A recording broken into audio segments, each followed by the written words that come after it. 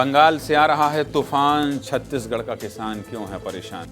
बंगाल से जो तूफान आ रहा है उसको लेकर किसान परेशान है, इस पर पूरी खबर है। भारत में मोथा तूफान ने दस्तक दे दी है। बंगाल की खाड़ी से आए इस तूफान का असर देश के कई हिस्सों में दिखने लगा है। तूफान के उत्तर पश्चिम दिशा में बढ़ते हुए गंभीर चक्रवात का रूप लेने की संभावना जताई जा रही है, जिसका असर आंध्र प्रदेश, तमिलनाडु, ओडिशा और छत्तीसगढ़ में भी देखने को मिल रहा है। लेकिन सबसे पहले मोथा तूफान का नाम किस आधार पर तय किया गया है, इसके बारे में बात कर लेते हैं। जब भी कोई तूफान आता है तो उनके नाम रखे जाते हैं ताकि ज़्यादा से ज़्यादा लोगों तक जानकारी पहुंचाने में आसानी हो और तूफान की पहचान और खतरे को लेकर लोगों को पहले ही आगाह कर दिया जाए।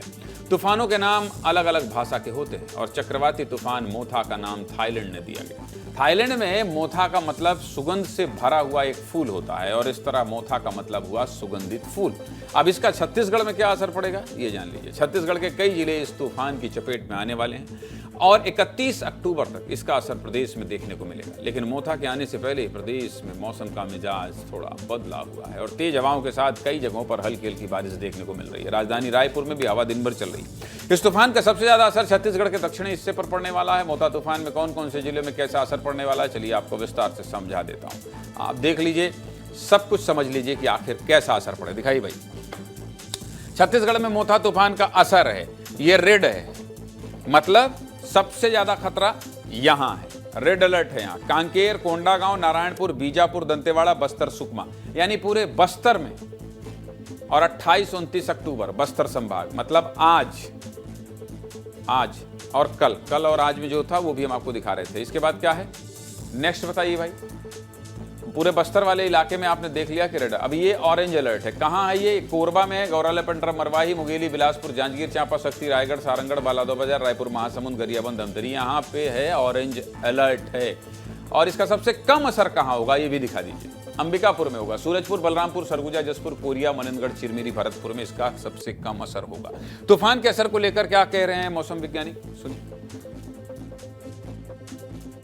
वीकेंड होते हुए दक्षिण छत्तीसगढ़ को और बढ़ने के चांसेस हैं। इस प्रभाव से आज ऑलरेडी क्लाउडी कंडीशंस पूरा छत्तीसगढ़ में देखने के लिए मिल रहे थे और दक्षिण छत्तीसगढ़ में आज बस्तर संभाग के कुछ डिस्ट्रिक्ट्स में ऑरेंज अलर्ट जारी किया है हमने। तेज हवा भी चलने की संभावना है, लगभग 60 to 70 किलोमीटर पर आवर तक भी विंड्स जो है वो चलने के लिए पॉसिबिलिटी है। अगर देख रहे तो सुबह से रायपुर में भी आपको तेज हवा जो है, हवा का गतिविधि में वृद्धि हुई है। तो मुख्य रूप से दुर्ग संभाग में और रायपुर में भी पानी गिरने का चांसेस है। दुर्ग संभाग में 1-2 स्थानों पर भारी से अति भारी वर्षा होने का चांस है। एंड परसों ये थोड़ा उत्तर को और बढ़ने के चांस वजह से बिलासपुर और सरगुजा संभाग में मध्य से लेके भारी वर्षा होने का चांस है। मोथा तूफान की वजह से विशाखापट्टनम जाने वाली फ्लाइट भी रद्द कर दी गई, जबकि छत्तीसगढ़ की कुछ ट्रेनों को भी डाइवर्ट किया गया है। इसके साथ ही तेज हवाओं के साथ होने वाली इस तूफानी बारिश का सबसे ज्यादा असर फसलों पर पड़ेगा। तेज हवाओं के साथ हो क्या रहा है, तेज हवाओं के चलते खेतों में खड़ी फसल जमीन पर गिर सकती है, जैसा मैं मध्य प्रदेश में दिखा रहा हूं, जिससे कटाई में दिक्कत होगी और पैदावार पर असर पड़ेगा। इसके अलावा जिन फसलों की कटाई हो चुकी है, बारिश में भीगने से उनके खराब होने की संभावना बढ़ जाएगी। तूफान को लेकर हमारे सहयोगी तामेश्वर सिन्हा और पुरुषोत्तम पात्रा ने किसानों से बातचीत की। रिपोर्ट देखिए।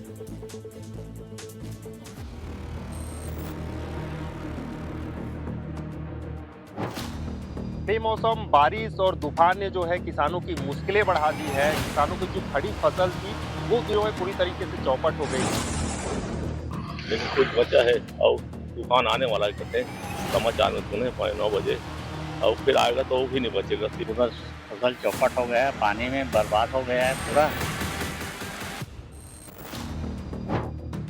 बंगाल की खाड़ी से उठने वाला चक्रवात मोथा का असर कई राज्यों में है और एक राज्य जो है छत्तीसगढ़ भी है और छत्तीसगढ़ के गरियाबंद जिले में इस वक्त सुबह से ही मौसम बदल गया है। सर ये डर का माहौल तो हो रहा है, हमारे लिए बहुत बड़ी चिंता की बात है कि मौसम अचानक से एकदम से बदल रहा है। बहुत नुकसान है सर,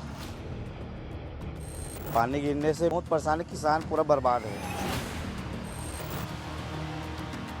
यहाँ मौसम खराब है, अभी धान कटाई पूरा बंद हो चुका है। बेमौसम बारिश हो रहा है ना, उसमें बहुत ज़्यादा फसल नुकसान होने का स्थिति है। किसान की खबर हो तो हम दिखाते जरूर हैं और किसान तकलीफ में।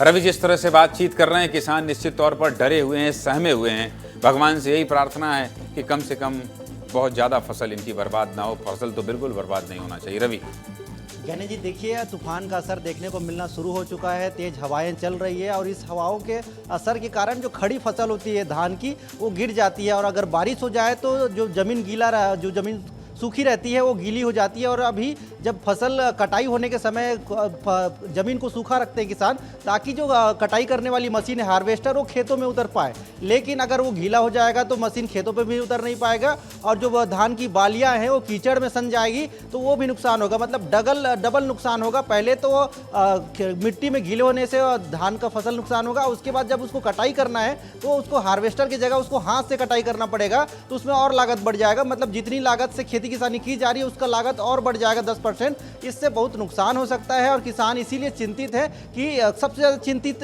वहाँ के किसान है दक्षिण छत्तीसगढ़ और साथ ही साथ जो पूर्वी छत्तीसगढ़ है, जो महासमुंद, गरियाबंद वाला, धमतरी वाला इलाका पड़ता है, बालोद वाला इलाका पड़ता है, वहाँ के किसान सबसे ज़्यादा चिंतित है क्योंकि उसी तरफ सबसे ज़्यादा बारिश होने की संभावना जताई जा रही है। 15 नवंबर को धान की खरीदी शुरू होनी है, उससे पहले रवि बारिश। भाई, मोला इजाज़त देना गा। वो एक खबर आऊ है फिर तय मोला डटबे की यार, छत्तीसगढ़ की नक्सल वाला खबर लेके रही इसने ज्ञानेंद्र सर, तो डर से तोला चुप कराए हो भाई, बुरा जन मन में। चल, ओके, बाय बाय।